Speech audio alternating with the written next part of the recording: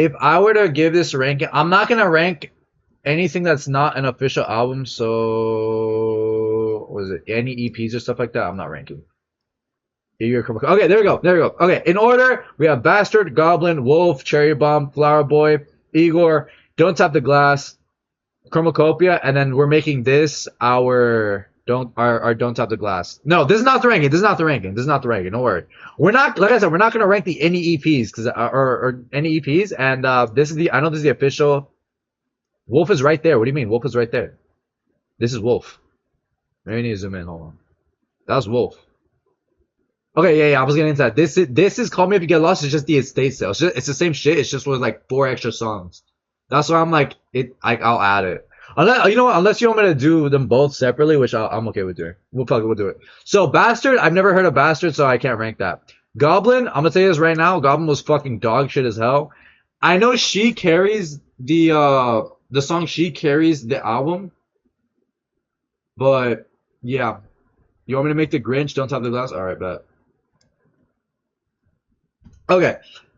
I know She carries. Oh, She and Yonkers, they did great on Goblin. However, Goblin was still a fucking dog shit album. I can't justify. It's at the top of F tier, bro. Fuck, this album sucked. Fucking hell, this album sucked. Wolf, I'm gonna be honest with you. Wolf was no better. Wolf was honestly no better. It was maybe slightly more listenable, but it's definitely not worse than Goblin for sure. Goblin's at the top of F. F fucking yo, that generally pissed me the fuck off. Wolf, honestly, I think Wolf was bad. I think Wolf was almost equally. It's not definitely equally as bad as Goblin, but still, that was really a hard listen to. I'm not gonna lie. After listening to Goblin, I had to take like 2 or 3 days in order for me to listen to Wolf. And after listening to Wolf, it took me like a whole like day and a half for me to get to Cherry Bomb. Cherry Bomb was better. I will say though, Cherry Bomb compared to these two was significantly better. I'll put Cherry Bomb at C. Now the reason why I put Cherry Bomb at C, originally I did not like Cherry Bomb at all. There was no part of my body that liked Cherry Bomb at all. But D? Are you serious? No, bro, no, there's no way. There's no way, bro. Cherry Bomb was such a good album, was such a decent album. Like, it was definitely a better album than Goblin and Wolf. This was definitely a lot more listenable than the other two, but still, it was kind of hard for me to, listen to. Bro, there are like 3 good songs. See, that's what I thought at first, right? Then my brother kept saying like, no, bro, Cherry Bomb is great, Cherry Bomb is great. I'm like, what is this guy talking about? Eventually it got to me and he was like, and I was like, you know what? Let me listen to it. Let me just see what's up with it. And I actually ended up liking it and liking it more than I did the first time. It's definitely one of those things where I think you like when you definitely grow up, or even not grow up, you just definitely gotta like lock in and listen to it into like the terms that he wanted to sing it as, or like the kind of like the direction he was going in, you know. Flower Boy was really good. I like Flower Boy. That's when he really started to lock in. Problem though, so I would say like out of the 14 songs on that album, I only have like 7 in there, so I'm gonna have to give this a B, respectfully, a respectful B. But this is when I noticed that Tyler the Creator, I'm not gonna lie, as soon as he put out Flower Boy, because I'm not gonna lie to you, I'm a new Tyler the Creator fan. Not saying new, I started listening to him 3 years ago, 2 years ago, right? So I'm like like not really new, but you know, part of the wave, I guess. So I started listening to him as soon as I think a year after the estate sale came out. So when Chromacopia came out, I listened to that with the date of release, and same thing with Don't Tap the Glass. But no, when I heard Cherry Bomb, as I'm listening to his discography, I was like, you know what? He's getting better. He's getting better. He's definitely starting to be like one of the top artists like out for sure. That's when I started noticing it 1000%. Right? Then I was absolutely blessed. My ears were absolutely fucking blessed by what I heard next. My ears were absolutely blessed as soon as I heard this phenomenal album right here. This phenomenal album was a goddamn S tier. Not only because of the production, not only because of the lyrics. For me, this shit hit at such a beautiful fucking time. Oh my god. Igor is, in my personal opinion, one of my top 5 favorite albums I've ever listened to. I swear to God. I swear to God. Igor was such a phenomenal album. Listen. Say what you want about Tyler the Creator, right? You have to give him props for Igor. Igor was a different level. As soon as I heard Igor, bro, that's when I knew like this guy got it. This guy knows what the fuck he's doing. He's absolutely got that shit down. Respectfully. Oh my god. Now, listening to Call Me If You Get Lost. I like this album, but it was not an S tier for me. A C? No, it's definitely not a C. A C, I consider Cherry Bomb a C. I consider this album a high B tier. I'm not gonna lie. I personally like Call Me If You Get Lost. It's a high B tier. I will give it that. Do I prefer a little bit more than Flower Boy? Yes, I do. But very slightly. Very, very slightly. Only a little bit, right? I have a reason for this too. No. Let me explain. I got a reason for this. Okay?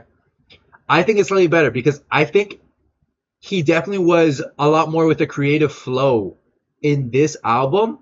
He definitely got a lot more well seasoned from Flower Boy to Call Me If You Get Lost, right? I think the production got a little bit better. He was definitely a lot more. I don't want to say maybe meaningful with his lyrics, but he definitely was more a little bit intentional with his lyrics for sure. That's what I think. Okay. Now, I prefer it a little bit more than Flower Boy just because I think the more I hear Flower Boy and people, the glaze that Flower Boy gets, which it kind of deserves, but also at the same time it's not, because Flower Boy gets a little bit too much glaze. It's so much so to the point where it's almost annoying to listen to. I still love Flower Boy, but you cannot tell me that See You Again is still on fucking repeat till this day. Overplayed as hell.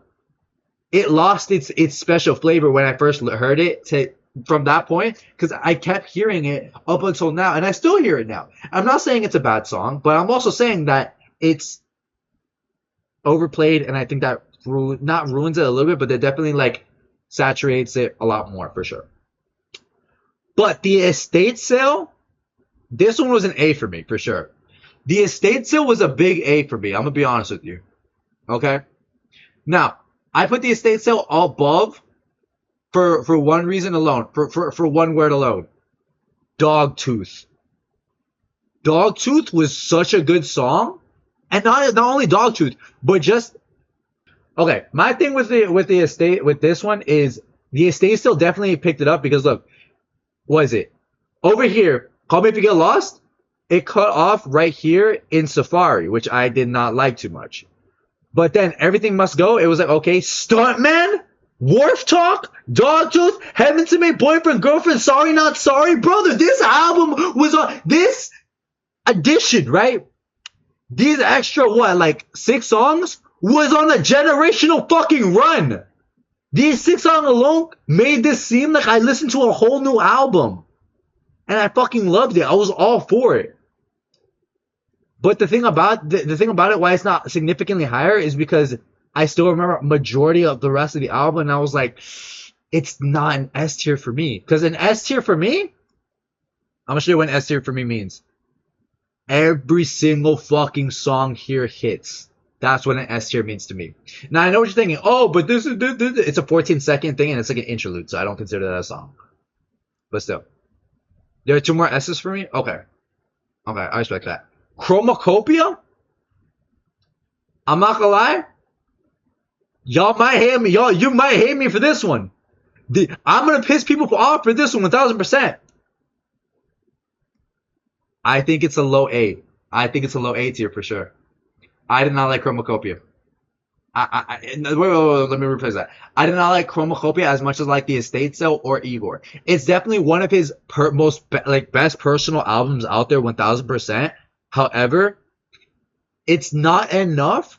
There was like, I can't tell you, it's hard for me to describe it, right? But it's almost like, compared to the rest, I felt something resonating with these two, right? This one, it was a more album personal to him, right? Not more for the general public. But the fact that I got to see what was happening with his life and what he was actually truly trying to express, I think he did that amazingly, which is why it's an A tier for me. It's definitely not worse than any of these albums over here, but it's not better than these albums over here, which is why I think this is a strong place for Chromacopia, in my opinion. Don't Tap the Glass. For me, As honest as I can be, a low B tier. It's a low B tier for me. Respectfully, it is a low B tier. Now, listen. Before you start hating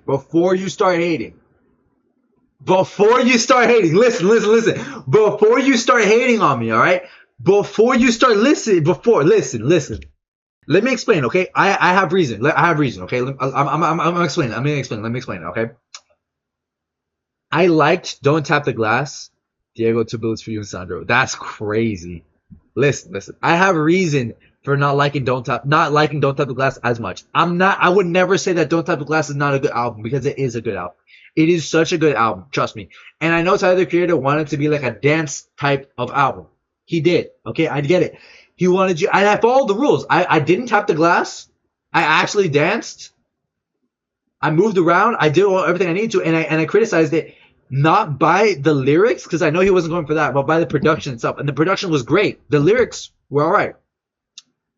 But here's the thing. This is my personal ranking. I think Don't Tap the Glass. He was spitting. Don't mind. He was spitting. I'm not gonna lie to you.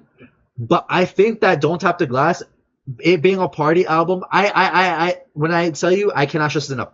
When I tell you, I 1,000% understand where he was going, making this a party album. I do. I really do.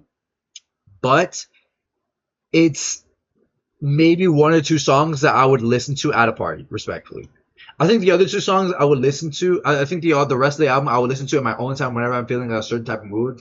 Because I'll be honest with you, and look, before you start hating, I'm like, oh, you probably didn't like the album. No. When I say I did like the album, now hold on, let me show you how much I liked the album, okay? Look, see, before you even start hating, saying, oh, you probably didn't like the album, I love the album. I thought the album was great, okay? The album was absolutely amazing. However, as good as the album is, I think that unanimously, all the songs didn't hit as hard as some of the songs on Flower Boy or some of the songs on Call Me If You Get Lost. That's what I think. And that's my honest opinion, okay? Individually, some of these songs are great hitters, 1,000%. Sugar on My Tongue, bro, that was definitely like a song of the summer for sure. 1,000%, right? Ring, Ring, Ring, that was amazing. Don't Tap the Glass, or Tweaking. Dude, Big Poe and Ring, Ring, Ring, those are great songs. I'm not even hating on it. I'm just saying, unanimously, all the songs combined together to make one album, it just didn't hit as hard as the rest of the albums I have ranked here. That's why I have it so low. I'm not saying that any of the album. By the way, I love. But look, this is my honest ranking. Oh, Mama and M. Oh, that's how you. Thank you, Mace. I needed that. Oh yeah, Mama and M. Yeah. That's that. But that's my ranking. Okay, that's the only reason why I have Don't Tap the Glass so low. I'm not saying that it's a bad album. I would never say that. I'm just saying it didn't hit for me as hard as the rest of the albums were. And that's my ranking. Alright? Hate me if you want, but I'll leave it at that.